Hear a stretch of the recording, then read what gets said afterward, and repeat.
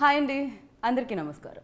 ఆచార్య తెలుగు చలనచిత్ర సీమలో యాక్టింగ్కి కానీ, డాన్సింగ్కి కానీ, వ్యక్తిత్వానికి కానీ, క్రమశిక్షణకి కానీ ఆయనే ఆచార్య. అందుకనే మామూలుగా మనం అనుకుంటూ ఉంటాం కదా, ఈ టైటిల్ ఈ కథకి యాప్టా కాదా అని అడుగుతూ ఉంటాం. కానీ ఇది పర్ఫెక్ట్ యాప్ట్. ఎందుకంటే ఇందులో ఉన్నారు మెగాస్టార్ చిరంజీవి గారు. ఆ ఇంటి నుంచే వచ్చారు కాబట్టి డెఫినెట్గా ఈయన కూడా ఒక చిన్న సైజు ఆచార్యలాగే మారారండి. సో బ్యాక్ టు బ్యాక్ హిట్లతో మరి మెగా ఫ్యామిలీ నుంచి వచ్చి కూడా మెగా పవర్ స్టార్ అంటూ ఆయనకు ఒక సూపర్ క్రేజ్ని సంపాదించుకొని, ఒక ప్రత్యేక స్థానాన్ని సంపాదించుకొని, ఒక ప్రత్యేక ఫ్యాన్ బేస్ని కూడా సంపాదించుకున్నారన్నమాట. ఆయనే రామ్ చరణ్. ఆయన చాలా కామ్గా, కూల్గా, కంపోజ్డ్ ఉంటారనమాట. కానీ క్రియేటివ్ బ్రెయిన్స్ ఆయన ఎంత బాగా పనిచేస్తాయంటే అది సినిమా చూస్తే మనకు అర్థమైపోతుంది. ఆయనే కొరటాల శివ గారు. ప్రతి ఇంటర్వ్యూలో కాస్ట్ మారుతున్నా, పేరు మారుతున్నా, ఈ పేరు మాత్రం మారట్లేదు. తనే పూజా హెగ్డే, బిజియెస్ట్ యాక్ట్రెస్ అని చెప్పొచ్చు. సో మరి ఈరోజు ఆచార్య ఫిలిం గురించి చెప్పడానికి ఈ ముగ్గురు నాతో పాటు ఉన్నారు కాబట్టి మన ఇంటర్వ్యూని స్టార్ట్ చేద్దాం రండి. హలో అండి, ఎలా ఉన్నారని అడుగును నేను. నాకు తెలుసు బ్యాక్ టు బ్యాక్ సేమ్ క్వశ్చన్స్కి ఆన్సర్స్ మా గజనీ లైటింగ్ వల్ల అంతో ఇంతో కొంచెం నిద్ర వస్తూ సో అలా ఉన్నారు అని నేను అనుకుంటున్నాను. మనం ఒక పని చేద్దామండి, జై చిరంజీవా అనుకుందాం. ఆటోమేటిక్గా ఎనర్జీ వచ్చేస్తూ ఉంటుంది. సో నేను ఇందాక మెన్షన్ చేసినట్టు ఈ ఇయర్లో 2 మల్టీ స్టార్ చూసే అవకాశం దక్కినట్టు అనిపిస్తుంది. Because one is ట్రిపులర్, you and Tarak did that, and నా చిరంజీవి గారితో ఏమంటే పక్కన ఇంట్లో ఉన్న స్టార్తో చేస్తున్నప్పుడు కాంపిటీషన్ వేరు, అండ్ మన ఇంట్లోనే ఉన్న స్టార్ మల్టీ స్టార్లో మన పక్కన స్టార్గా ఉంటే అది ఎలా ఉంటుంది అసలు? అంటే మన ఇంట్లో చాలా మంది స్టార్స్ ఉన్నారండి, అది కాదు ప్రత్యేకంగా చిరంజీవి గారితో చేయడం అనేది ఇట్ ఈస్ అది ఎంత అవకాశంగా నేను భావిస్తున్నా, అదృష్టంగా. ఇట్ ఈస్ యాక్చువల్లీ తల మీద ఒక పెద్ద భారం పెట్టుకున్నట్టే, నెత్తి మీద. అది ఆయన ఉన్నారు కాబట్టి ఆయన చేతిలో పడేసాను, ఆ భారం ఆయన భుజాల మీద వదిలేసాను. ఇట్స్ అంతే, it's challenge and it's great opportunity. Of course మాకు చాలా గ్రేట్ ఆపర్చునిటీ ఇది. స్క్రీన్ మీద మిమ్మల్ని ఇద్దరిని చూడడం అనేది అసలు నిజంగా అదొక క్రేజీ కాంబినేషన్. ఇంకా కొన్నిసార్లు గుడ్డిగా దూకేయాలంటారు చూడండి, ఒక వ్యక్తిని నమ్మి, అలాగా మేము ఇద్దరం కనిపించాలనుకున్నా మొత్తం ఈయన మీద భారం వదిలేసి దూకేస్తారు. నిజమేనండి, భారం అంటే గుర్తొచ్చింది. నిజంగా భారం, బరువు, బాధ్యత అన్నీ ఉంటాయి ఇందులో. సో ఎందుకంటే బాధ్యత మరీ ఎక్కువ, బికాజ్ ఆ ఫ్యామిలీ నుంచి ఒక స్టార్ వస్తున్నారంటే అది వేరు, అందులోనూ ఆ ఫ్యామిలీని స్టార్స్గా చేసిన స్టార్ వస్తున్నారు అంటే అది ఇంకొకటి. అండ్ అందులోనూ తనయుడు కూడా అందులో ఉండడం. సో ఎంత స్ట్రెస్ ఫీల్ అయ్యారు, ఎన్నిసార్లు ఎన్ని ఆసనాలు వేయాల్సి వచ్చింది చెప్పండి మీరు. అంటే స్ట్రెస్ అంటే ఓన్లీ స్క్రిప్ట్ అప్పుడే కొంచెం ఓకే అంటే ప్రాపర్గా యూటిలైజ్ చేయాలి. ఊరికే ఏదో కాంబినేషన్ పెట్టి తీసేద్దాం అనేది ఎప్పుడు చేయకూడదు. పైగా for the first time they are doing together.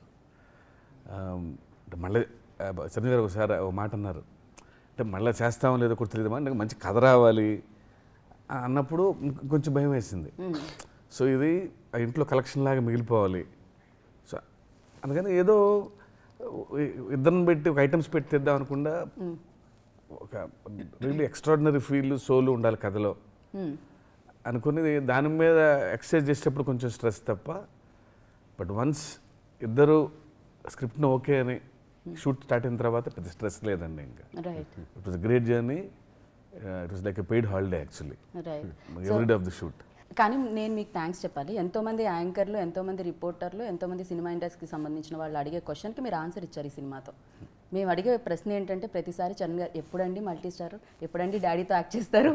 So దానికి ఆచార్య ఆన్సర్ డెఫినెట్గా. సో పూజ, మీరు చెప్పండి, సినిమాల మధ్యలో ప్రమోషన్స్ మధ్యలో సినిమాలు ఏం జరుగుతుంది? Flight Chennai to Hyderabad. Promotions, this is my third film promotion. ఇది అయిన తర్వాత షూటింగ్. ఓకే, సో చెన్నై నుంచి హైదరాబాద్, హైదరాబాద్ నుంచి బాంబే, బ్యాక్ టు బ్యాక్ సగం జీవితం బాంబే. సో నీలాంబరి అంటే చాలా స్పెషల్గా అనిపించింది. అంటే మేము జిల్ జిల్ జిల్ జిల్ ఇప్పటికీ గల్ గల్ అని వినపడుతూ ఉంటుంది చెవుల్లో. సో అలా ఆయనతో డాన్స్ చేసిన మీరు ఇప్పుడు నీలాంబరి అది చూసాము, అది 180 డిగ్రీ ఫ్లిప్. బ్యూటిఫుల్ తెలుసు, అది ఎంత బ్యూటిఫుల్ ఉందంటే అంత బ్యూటిఫుల్ ఉంది. అండ్ ఆ కట్ చేసిన విధానం కూడా, అది రాగానే సోను సుందర్ గారిని టప్పని చాలా ఇప్పటికీ కళ్ళల్లో కదులుతుంది. సో ఇలా ఫుల్ ప్లెజ్డ్గా చేయడం సో ఎలా అనిపించింది?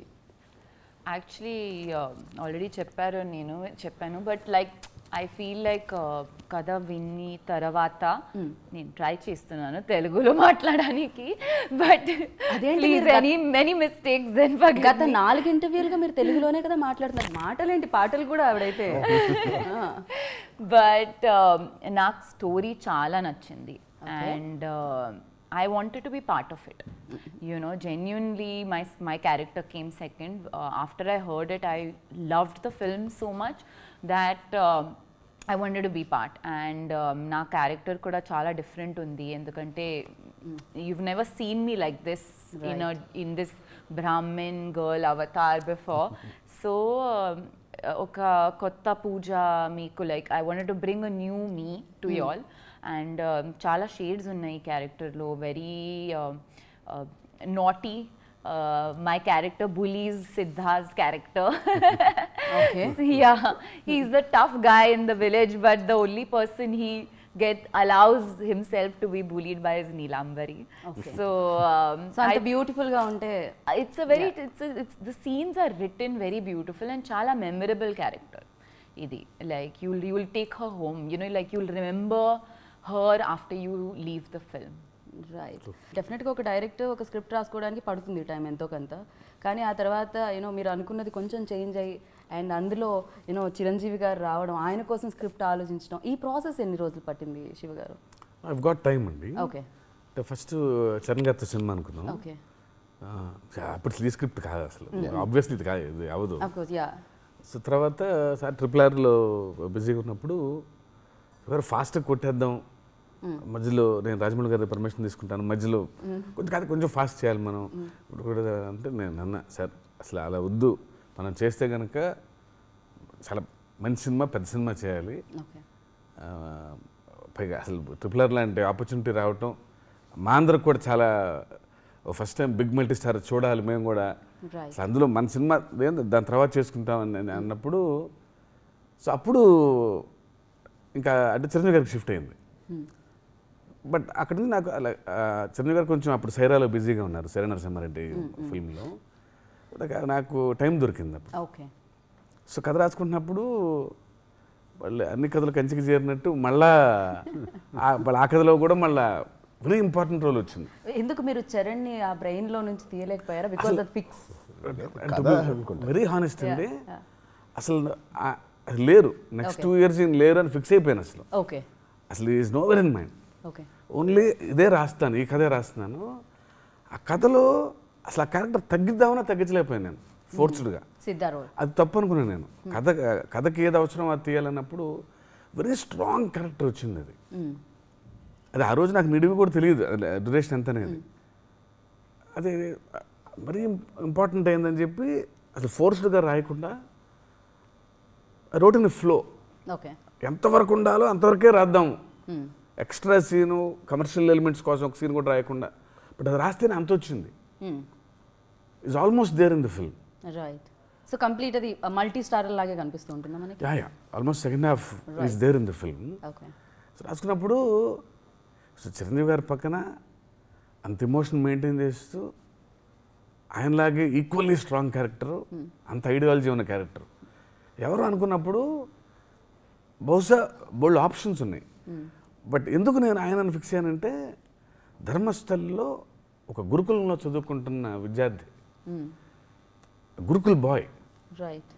అసలు అనగానే నాకు ఫస్ట్ స్ట్రైక్ అయింది ఒకళ్ళే, ఇంకా గురుకుల్ బాయ్ అనగానే చూడండి రియల్ లైఫ్ లో కూడా ఆయన నుంచి వచ్చినట్టే మన కళ్ళ ముందే సిద్ధాలయ గురుకుల్ బాయ్. అండ్ ఆ గురు కులం నుంచి వచ్చారు కాబట్టి అలా ఉంటారేమో ఆ గురు.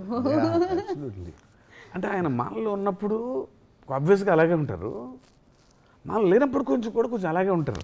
అయ్యో అలానే ఉంటారండి నాకు పర్సనల్గా. సో ఆయన స్టైలిష్గా ఉండొచ్చు, ట్రెండీగా ఉండొచ్చు, కానీ but if I go and meet him personally I feel ఎందుకో మీరు నంబరు నా ఫోన్లో ఆయన నెంబర్ సిద్ధాన్ని పెట్టుకున్నాను నేను. సో పక్కన ఎవరన్నా పక్కనప్పుడు నా ఫోన్ ఉన్నప్పుడు సిద్ధ అంటే అసలు అది సిద్ధ ఏంటి రారు కదా, సిద్ధ కాలింగ్ అని వస్తుంది. సో హీ సిద్ధ ఫర్ మీ పర్సనల్గా కూడా. సో ఫస్ట్ ఆప్షన్ ఆయనే ఇంకా ఆబ్వియస్గా. అంటే అంతకంటే ఆప్షన్ కనపడదేమో అనిపించింది నాకు. నాకు దీన్ని మరీ ఎక్కువ ఆలోచించకూడదని చెప్పి చెప్పాను చిరంజీవి గారికి. ఓకే సార్ ఇది పరిస్థితి అని. ఒక క్షణం ఆలోచించారు, తను నవ్వేశారు. ఓకే నాకు అర్థమవుతుంది ఆయన ఏమి పుష్ చేయలేదు, నో అనలేదు. రైట్. ఎందుకు ఇంకా వాళ్ళు ఆలోచనలో ఉన్నారు. నేను ఇప్పుడు ఏదో చెప్పి బలవంతంగా పెట్టించి ఫస్ట్ మీరు చిరంజీవి గారికి చెప్పారు, చిరంజీవి గారికి చెప్పాను. అండ్ చిరంజీవి గారు మీకు చెప్పారా, శివ గారు మీకు చెప్పారా? నేనే. నాకు చిరంజీవి గారు ఏం చెప్పారంటే అసలు నేను ఏమీ పెట్టించుకోను. ఓకే. ఆ కథకి ఆ క్యారెక్టర్కి తను యాప్ట్ అంటున్నావు, నేను అదే ఫీల్ అయ్యాను కూడా. ఓకే. బట్ ఇది నేను చెప్తే ఏదో అంటే చరణ్ నా కొడుకు కాబట్టి మీ ఇద్దరు కలిసి చూసిన అలా ఉంటుంది. స్ట్రైట్గా వెళ్ళిపోయి నువ్వే కథ చెప్పి మాట్లాడుకోమ్మా అన్నారు. ఓకే. అండ్ మీరు వెళ్ళి చెప్పగానే ఓకే ఆచార్యలో సిద్ధ రోల్ మీరు చేయాలి అనగానే ఇంకా ఆ రోజు బాగా గుర్తండి. మా ఇంట్లో ఒక డిన్నర్ జరుగుతూ ఉంది. అప్పుడే బహుశా ఆయన నాన్నగారు మీట్ అయ్యి ఒకసారి నాకు ఫోన్ చేసి కొంచెం అర్జెంట్ అని కలవాలి అన్నారు. ఓకే. సరే ఫైనల్ మీటింగ్ అయింది కదా, విశేషాలు ఏమైనా మాట్లాడడానికి వస్తారండి. ఎలా అయిందండి మీటింగ్, నాన్నగారితో ఇవన్నీ అన్నాయి. ఒకటి ఏదో చెప్తారండి ఒక చిన్న క్యారెక్టర్ గురించి, అది మీరు వినండి. ఇలా చెప్పారు. ఈ కొత్త క్యారెక్టర్ అదిరిపోయింది సార్, చాలా చాలా పాయిస్ట్గా చాలా పవర్ఫుల్గా ఉంది. అండ్ ఇదే సోల్ ఆఫ్ ద ఫిల్మ్ మీరు చెప్పే ఈ back story which for Acharya to fight back. చాలా బాగుంది సార్, అదే అండి మీరు చేస్తే బాగుంటుంది. అవునా అమ్మా, ఇదేదో పెద్ద క్యారెక్టర్ ఇచ్చారు అండ్ సో ఎంతూజియాస్టిక్గా నేను చేసేద్దాం అనుకుంటున్నాను. బట్ ఎలాగే చేయాలంటే ఇప్పుడు ఆ డైరెక్టర్ వదలాలి అండ్ ఈ క్యారెక్టర్ని వదలకూడదు. And I was so happy. ఇమ్మీడియట్గా నాకు తెలియదండి ఎలా జరుగుద్దో, డాడీ రాజమౌళి గారితో మాట్లాడించేద్దాం మా ఇద్దరు ఇన్వాల్వ్ అవ్వకుండా హ్యాపీ. అండ్ అని ఐ ఇమ్మీడియట్లీ సెడ్ నో. అది ఎలా జరుగుద్ది ఏం జరుగుద్ది అంతా secondary. And it just happen like that. Over డిన్నర్లో నేను పక్కకి వెళ్ళి ఆ డిన్నర్ నుంచి ఆయన 80% ఇప్పుడే చెప్పాలి నేనని.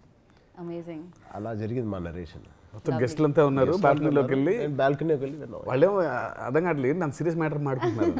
And is leaving to US అనుకుంటా ఎర్లీ మార్నింగ్ ఫ్లైట్లో.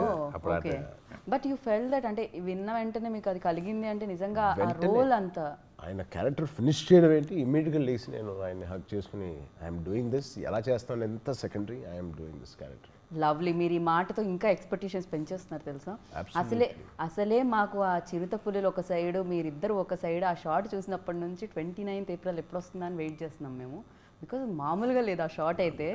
అసలు అది రియల్ చిరుతాస్ అంట కదా. It can't be. But I'm glad you think it's real. Well done, sir. Well done. Thank you. You made it look real. ఎవరండి సీజీ చేసింది అంత బాగా? పైగా అది ఒక ఐటమ్ లాగా కూడా ఉండదు. అది అంటే the backdrop of the film బట్టి కరెక్ట్గా వాళ్ళు అడవిలో నడుస్తుంటారు, అదంతా అడవి అవ్వడం వెరీ ఆర్గానిక్గా దొరికిన షార్ట్ తప్ప అది కథలోంచి కూడా బయటకు వచ్చినట్టు ఉండదు. ఐటమ్ లాగా కూడా ఫీల్ అవ్వము. లక్కీగా ఇప్పుడు సడన్గా సిటీలో వాళ్ళిద్దరు తిరుగుతూ అక్కడ చిరుత కనపడితే ఐటమ్ కోసం పెట్టేట్టు ఉంటుంది, కానీ అంత ఆర్గానిక్గా ఉంటుంది. అవును. కరెక్ట్గా వాళ్ళు అడవిలో తిరుగుతూ ఒక చోట వచ్చి మంచినీళ్ళు తాగాలి, అదే టైంలో అవి మంచినీళ్ళు తాగుతున్నాయి, అంత ప్యూర్గా దొరికింది షార్ట్. 15 నిమిషాల్లో తీసిన షార్ట్, 15 minutes అండి. లాస్ట్ ఆల్మోస్ట్ లైట్ ఫెయిల్ అయిపోతుంది, 5 o'clock. ఫారెస్ట్లో త్వరగా డార్క్ అయిపోతుంది ఈవినింగ్ 4:30. సో 4:45కే వెళ్ళాము. అక్కడికి దిగి 20 minutes 20 minutes షార్ట్ తీసుకొని టక్కన వెళ్ళిపోయాం. అసలు చిరంజీవి గారి ఎక్స్ప్రెషన్ అందులో, ఆయన వాక్ చేస్తూ అలా చూస్తూ వచ్చేది. అంటే ఒక సినిమా గురించి మనం మాట్లాడుతాం డెఫినెట్గా, బట్ ఒక టీజర్ ట్రైలర్ గురించి కూడా అదంతా ఇంపాక్ట్ క్రియేట్ చేసి దాని గురించి మాట్లాడడం అనేది చాలా రేర్గా జరుగుతూ ఉంటుంది. అంటే ఎవ్రీ ఫ్రేమ్ ఇలా తలుచుకోగానే ఇలా వస్తుంది అనమాట, ఏదో డిజైన్ చేసినట్టు. చేసినప్పుడు మాకు నిజంగా అనిపించలేదు, అంత కంగారు చేసాం కాబట్టి మేము కూడా ఎక్కువ అడగలేదు ఏంటి షార్ట్ ప్రాముఖ్యత అని. జస్ట్ అలాగే ఉంటారండి, అక్కడ ఏదో ఉంటుంది, ఒక థ్రెట్ ఉంటుంది, అలా ఇంతే ఇలాగే చెప్పండి. టైం లేదు ఆయన చెప్పడానికి కూడా టైం లేదు. It's heavy setup for a very simple short. ఒక 6 గంటల సెటప్ చేసి 15 నిమిషాల్లో తీసిన షార్ట్ అది. సో తర్వాత అడిగాం ఏంటి శివ గారు అంటే, కారు దగ్గరికి వెళ్తేటప్పుడు ప్యాకప్ టైంలో వివరంగా చెప్పిన షార్ట్ ఆయన ఎంత ఇంపాక్ట్ తీసుకొస్తుంది అనేది ఆయనకి కేవలం ఆయనకు ఒకరికే తెలుసుంటుంది. మామూలు ఇంపాక్ట్ కాదు అసలు.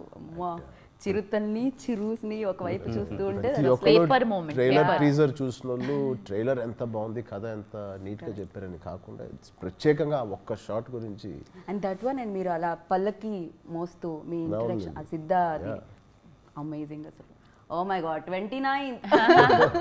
I think Sir has very intelligently played the father-son character. Right. They're not father-son in the film, but through symbolic shots, he's made you feel like they are one.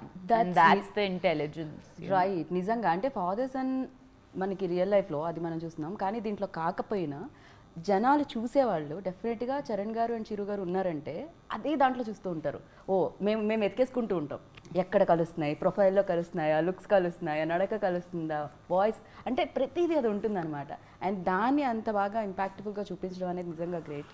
అంటే అది వాళ్ళిద్దరు స్ట్రెంగ్త్ అండి. అది అంటే సినిమాలో father and sun కాదు, అందులోంచి బయటకు రావాలి, ఆడియన్స్ అలా చూడకూడదు, కానీ బాండింగ్ ఉండాలి ఇద్దరి మధ్య. కరెక్ట్, దట్ బాండ్ వెరీ గురు శిష్యుల్లాగా ఉండరు, బట్ ఒక తెలియని కెమిస్ట్రీ ఉంటుంది ఇద్దరి మధ్య.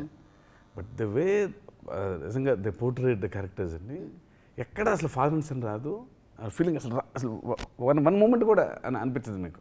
Right right. కానీ వాళ్ళిద్దరి మధ్య బాండింగ్ మాత్రం అది ఎందుకో అది మరి అది వాళ్ళకే సాధ్యమైంది. అది ఒక షాట్లో చిన్న రియాక్షన్తో వాళ్ళిద్దరి మధ్య ఏదో బాండింగ్ ఉందేమో అనిపిస్తుంది రైట్ క్యారెక్టర్స్ పరంగా. Right right right. Not like Chiranjeevi గారు చిరంజీవి మధ్య బాండింగ్ లా ఉండదు. గురు శిష్యుల్లో కూడా అంటే గురువునే కదా శిష్యుడు ఫాలో అయ్యేది. డెఫినెట్ గా ఇప్పుడు ఒక బాణం వేయాల్సింది గురువు నేర్పించినా కూడా అదేలా ఉంటుందన్నమాట. ఏమంటారు దాన్ని, ఆ పొజిషన్స్ అవన్నీ కూడా సేమ్ అలానే కనిపిస్తూ ఉంటాయి. అండ్ ధర్మస్థలే దాని గురించి మనం ఖచ్చితంగా మాట్లాడుకోవాలి. అండ్ మీరు ఇంకొక ఏమంటారు, ఒక డివైన్ వరల్డ్ని క్రియేట్ చేసిన ఫీలింగ్ కలిగింది నాకు. అండ్ ఫస్ట్ మీరు చూసినప్పుడు అడుగు పెట్టినప్పుడు ఎలా అనిపించింది అక్కడ? యాక్చువల్లీ చాలా పెద్ద సెట్ అండ్ ఇది టెంపుల్ నాకు చాలా నచ్చింది. తన statue, the statue was Devi statue and it is like a larger than life statue. You know, I told Sir that I know it's not a real temple, but when you enter the temple, oka atmosphere, it felt like there was energy in the temple. So I feel like they've built beautiful sets, and I told even Sir that it's a waste that somebody's going to, once the pack up happens, they're going to tear this down. So I think he has something in mind for the sets. ఉంటుంది అది it will be there for some time. Right right. And అంటే చిరంజీవి గారిని యాక్టర్గా చూడడం ఒక ఎత్తు, and Chiranjeevi గారిని ఇంట్లో ఫాదర్గా చూడడం ఒక ఎత్తు, అండ్ రెండు రకాలుగా చూస్తూ మీరు పెరగడం జరిగింది ఆయనతో. అండ్ ఇలా చేస్తున్నప్పుడు ఇంకేమైనా యూనో ఆయన టెక్నిక్స్ ఏమైనా, అఫ్ కోర్స్ యూనో ఇప్పటికే చాలా మీకంటూ ఒక ఫ్యాన్ బేస్, ఇందాక నేను చెప్పినట్టు ఆ స్థానం వచ్చేసింది మా హార్ట్స్లో మీకు. బట్ ఆయనని చూసి ఇంకేమైనా టెక్నిక్స్ ఏమైనా నేర్చుకోవడం జరిగిందా ఇన్ని ఇయర్స్ తర్వాత, 13 years? నేను మొన్న ఫంక్షన్లో కూడా చెప్పాను. ఓకే, 30 సంవత్సరాల పైన నాకు తెలిసిన నాన్నగారు చిరంజీవి గారు ఒకటైతే, ఈ 25 రోజుల్లో ఏదైతే ఆయనతో గడిపానో మారగమల్లి షూటింగ్లో, అది కంప్లీట్లీ అసలు అది డిఫరెంట్ చిరంజీవి గారిని నేను చూశాను. అంటే ఒక యాక్టర్ చిరంజీవి గారిని నేను చూశాను. ఎందుకంటే చిన్నప్పటి నుంచి మార్నింగ్ ఆయన 7కి వెళ్తే ఈవినింగ్ 7 కలుస్తాం. సో మధ్యలో ఒక 8-9 hours ఆయన ఏం చేశారు, ఆయన ఎక్స్పీరియన్సెస్ ఏంటి, అవన్నీ మాకు ఈవినింగ్ వచ్చి మనం ఆయన్ని అడగడానికి కూడా మాకు బాధగా ఉండేది. ఎందుకంటే is already stressed and hard work అయిపోయి ఇంటికి వచ్చినప్పుడు మళ్ళీ అదే అడగాలి, పొద్దునుంచి ఏం చేశాడు అని. అది you have to be next to that person to understand him. పొద్దున మాకు ఆయన ఇచ్చిన అవకాశం వల్ల మారేడుమెల్లో 20 days ఇద్దరం కలిసి లెగిసేవాళ్ళం, కలిసి మేకప్, కలిసి కార్లో కూర్చొని నేనే డ్రైవ్ చేసేవాళ్ళని. ఎన్నో విశేషాలు నేర్చుకున్నాం. ఆయన డెడికేషన్ టువర్డ్స్ ప్రొడ్యూసర్, అక్కడ 25 మంది, 350 people are waiting there for us. నా మేకప్ అవుతున్న క్షణంలో ఆయన ఆల్రెడీ కార్లో కూర్చుంటారు. So all these small things నేను బోల్డ్ ఉంటాయండి చెప్పడానికి. But on set in front of the camera ఎంత నాన్నగారైనా ముందుకు వచ్చేసరికి నిజంగా ఒక సింహంతో చేసినట్టే ఉంటుంది. It is very intimidating for అలాంటి సిచ్యువేషన్. నేను గుడ్డిగా దూకేసాను తప్ప అది ఎంత లోతుండేది, లోతుంటుంది అనేది కెమెరా ముందుకు వెళ్ళిన తర్వాత తెలిసేది. నేను మారితే శివ గారి మొహం చూస్తే ఆయన అప్రూవల్ కోసం బాగా జరుగుతుంది కదా అని. బట్ నిజంగా ఆ ప్రెషర్ నాకు ఎందుకు ఎక్కువ నేను ఫీల్ అవ్వలేదంటే, ఒక కొద్ది రోజుల తర్వాత సమ్ గ్రేట్ డైరెక్టర్ చెప్తారు చూడండి in Hollywood, 80% of your movie is finished when you finish writing the script. Pre ప్రొడక్షన్లోనే అయిపోయింది. ప్రీ ప్రొడక్షన్లో ఆయన పేపర్ మీదే ఒక 80% అయిపోయింది. ఆయన చెప్పినట్టు ఒక ఎక్స్టెండెడ్ హాలిడే అని ఎందుకన్నా అంటే మాకు ఇంకా అక్కడ చేయాల్సింది ఒక 20%. సగం పని ఆయన చేశారు రైటింగ్లోనే. సో మా ఇద్దరికి నేను చిరంజీవి గారు కాకుండా ఒక సిద్ధ ఆచార్యలాగా మేము ఆ సెట్ లోపలికి వెళ్ళడం జరిగింది. ఆ క్యారెక్టర్స్లో మేము ఆ సిద్ధలాగే వెళ్ళాను తప్ప you know it was so easy. ఆ రైటింగ్లో అంత పవర్ ఉంది. ఆ రైటింగ్లోనే మాకు సగం పని జరిగిపోయింది. సో చాలా ఈజీగా మాకు షూటింగ్ చేయగలిగే పరిస్థితి మాకు ఆయన కలగజేశారు. రైట్. అండ్ స్క్రీన్ మీద మీ ఇద్దరిని చూడాలని మాకుంటుంది. అండ్ మీ ఇద్దరిని మీరు చూసినప్పుడు మీకు ఎలా అనిపించింది? నేను మానిటర్ డెఫినెట్గా ఏదో ఒక షాట్లో మీకు తక్కువ అలవాటు ఉందని విన్నాను నేను. మానిటర్ నాకు ఆచార్య సిద్ధాన్ని చూస్తుంటే ఉంది. ఆచార్య సిద్ధ, లిటరలీ నాకు ఆచార్య సిద్ధ చూస్తుంటే ఉంది. ఎంత చిన్న చిన్న థిన్ లైన్స్ ఉంటాయండి. అది ఫాదర్ అండ్ సన్ వచ్చేస్తుందా, కొన్నిసార్లు వచ్చే ఉంటుంది కొన్ని సీన్స్లో. బట్ అక్కడ సీనియర్ కామ్రేడ్ జూనియర్ కామ్రేడ్ అనేది మేము ఎస్టాబ్లిష్ చేస్తూ అదే అనుకున్న చిన్న ఛాలెంజ్ ఏదైనా ఉంటే ఆ ఇద్దరు ఫాదర్ అండ్ సన్ ఆరా రాకుండా ఈ ఇద్దరు క్యారెక్టర్స్ని మేము ఇంబిడ్ చేసుకుని చేయాల్సిన పరిస్థితిలోనే ఆయనకు ఉంటే చిన్న ఛాలెంజ్ ఉంటుంది. రైట్. శివ గారు 29th ఏప్రిల్కి మళ్ళీ ఒకసారి మేము సంక్రాంతిని అంటే అంత పెద్ద పండుగని చూసినట్టే ఉంటుందా కన్నుల పండగగా స్క్రీన్ మీద? మీ అందరికి పండగ అవ్వాలని నేను కోరుకుంటున్నాను. నాకేమో ఎప్పుడు చిన్నప్పటి నుంచి ఉంటుంది. నాకు ఎగ్జామ్ రాసిన తర్వాత రిజల్ట్ అన్న టెన్షన్ ఉంటుంది చూడండి. అసలు ఆ టెన్షన్ చిన్నప్పటి నుంచి ఎందుకు బాగా రాసినప్పుడే ఉంటుంది టెన్షన్. అది బాగా అయిపోతే క్రిస్టల్ క్లియర్. నెక్స్ట్ మళ్ళీ హ్యాపీ మనకు తెలుసుగా ఎందుకు వండర్స్ ఎక్స్పెక్ట్ చేయటం ఏం రాయిపోతే ఎగ్జామ్. కానీ నాకు తెలిసి మీరు అప్పుడు ఎగ్జామ్లలో కూడా ప్రతిసారి టెన్షన్ పడి ఉంటారు, ఎందుకంటే ఎప్పుడు బాగానే రాసుంటారు. బికాజ్ ఇప్పటి వరకు మీ కెరియర్ మిర్చి దగ్గర నుంచి ఇప్పటి వరకు చూసుకుంటే ఆ జర్నీ అనేది అనిపిస్తుంది. అది ఒకసారి చిరంజీవి గారు అన్నారు, ఆ భయమే మనల్ని కాపాడుతుంది, ఆ భయం పోయిన రోజు మనం ఉండం ఇక్కడ. ఆ భయంకి పొద్దున్న షూటింగ్కి వెళ్తున్నప్పుడు ఇవాళ సీన్ ఏంటి, ఆయన ఇప్పుడు 150 సినిమాలు చేసిన తర్వాత weather I can delivery properly are not, ఇంకా కార్లో వస్తున్నప్పుడు అమ్మ సీన్ ఏంటి అంటే అలా స్టిల్ మరి ఆయనకి ఇంకా అంత టెన్షను, అంత ప్యాషను, అంత కమిట్మెంట్ ఉన్నప్పుడు నాకు అనిపించింది మనం భయపడటంలో తప్పు లేదు, భయపడుతూనే ఉండాలి రోజు అని. Right right. సో వాళ్ళిద్దరు కాంబినేషన్ సీన్స్ ఉన్నప్పుడు మీరు ఉండడం ఎప్పుడైనా జరిగిందా సెట్లో? ఓకే, విడివిడిగా సిద్ధాతో ఉన్నారు, ఆచార్యతో. ఓకే, ఓకే, ఓ విడివిడిగా. సో మీకు ట్రైలర్ కానీ టీజర్ కానీ చూసినప్పుడు అండ్ డెఫినెట్గా చిరంజీవి గారిని అండ్ చరణ్ని చూసినప్పుడు మీకు ఎలా అనిపించింది first? I mean, actually, Kortala sir's narration is only very good. So when he narrates, you can imagine, and already Nenu actually chala visual person. Okay. But when he was saying the thing, I could already imagine them together and all of that. But I think they're magic together. I am telling you, the last shot lo నాకు goosebumps వచ్చింది. అది the cheetah, the father son and that one. So I think there's gonna be a lot of fans throwing a lot of paper on screen once they come, and I think I'm also gonna stand with them and throw some paper. నాకు తెలిసి రెండోసారి చూడాల్సిందే cinema, because first టైంకి ఎలాగో dialogues వినిపించనివ్వరు. Happens ట్రిపుల్-ఆర్లో నాకు అదే అయింది, ఎందుకంటే వినిపించనివ్వరు. అండ్ సెకండ్ టైం చూడాల్సి వస్తుంది అనమాట వినడానికి క్లియర్గా, బికాజ్ ఆ పేపర్లో ఆ విజిల్స్ ఆ చప్పట్లు అనేది థియేటర్లో మోగుతాయి 29th. అండ్ ఈ మ్యాజిక్కి మ్యూజిక్ కూడా బాగా తోడైందని అనిపించిందండి, మణి గారి మ్యూజిక్. సో పర్టికులర్గా 3 songs అండి, మూడే అంటే సంబంధం లేకుండా లాహే లాహే వెరీ డిఫరెంట్ సిచ్యుయేషన్. అది అంటే ఎక్కడో అది అమ్మవారు ఉన్న ఊరు, అది అమ్మవారి గుడి ఉన్న ధర్మస్థలం. సో ఎక్కడో ఒక సాంగ్ అమ్మవారి మీద పాట అంటే మరీ రెగ్యులర్ చాంటింగ్స్ లాగా చేయకుండా కొత్త డైమెన్షన్లో చెప్పాలి అనిపించినప్పుడు నాకు ఒక చిన్న ఐడియా వచ్చింది. అమ్మవారి గుడిలో అమ్మవారు మాత్రమే ఉంటారు కదా, బట్ ఇది తప్పో ఒప్పో తెలియదు నాకు. ఐడియా ఏంటంటే పైగా ఉగ్రరూపం అమ్మవారిది ఈ కథలో. మా ఊర్లో ఉన్న అమ్మవారు ఉగ్రరూపంతో ఉంటారు. నాకు ఊరికి ఒక ఐడియా వచ్చింది ఏంటంటే సరే సాయంత్రానికి భక్తులంతా అయిపోయిన తర్వాత తలుపులు కట్టేసిన తర్వాత తలుపులు మూసేసిన తర్వాత స్వామివారు వస్తారా ఆవిడ కోసం ఓ ఓకే వచ్చి అమ్మవారిని కలుసుకుంటారా, ఓకే. వాళ్ళిద్దరి మధ్య కూడా కొంచెం ముచ్చట్లు ముద్దు ఉంటాయా, చాలా అలకలు కొట్లాట్లు ఉంటాయా, వావ్. మళ్ళీ పొద్దున్నే మళ్ళీ అందరు గంటలు కొట్టే టైంకి మళ్ళీ స్వామివారు వెళ్ళిపోతారా, మళ్ళీ భక్తుల టైం అయింది సరే నీ డ్యూటీ స్టార్ట్ అని ఏమైనా ఉంటుందా ఛాన్స్ అని అనుకున్నా. ఓకే. బట్ అది కరెక్టో కాదో అలా మాట్లాడటం అని చెప్పి నేను ఏమంటే రామజోగయ్య గారికి ఫోన్ చేసినప్పుడు లేదు ఐడియా బాగుందండి, అది ప్యూర్ ఐడియానే, అది ఎవరు తప్పు పట్టే ఐడియా కాదు ఇది చెప్పి started writing. Right. So first కొంచెం రాసిన తర్వాత ఇంకా అది వెళ్ళి మణిగారికి ఇచ్చాం. వెరైటీగా రాసిన తర్వాత ఆయన కంపోజ్ చేశారు ట్యూన్. నో దీనికి సాహిత్యం రాసిన తర్వాత కంపోజ్ చేద్దామని. So that's how Lahe Lahe was made. And Neelambari song అయితే ఎందుకు నీలాంబరి అని పెట్టారు పేరు అని చెప్పి అడిగారు మణిగారు. అంటే she's a music student and she's a music teacher, తర్వాత మళ్ళీ మ్యూజిక్ టీచర్ కూడా అవుతారు. ఆవిడ రియల్ లైఫ్ లో కూడా మంచి సింగర్ అండి, మీకు తెలుసా ఆ విషయం? ఆడిషన్ తీసుకోవచ్చు. నీలాంబరి next పాట పాట. కావాలి.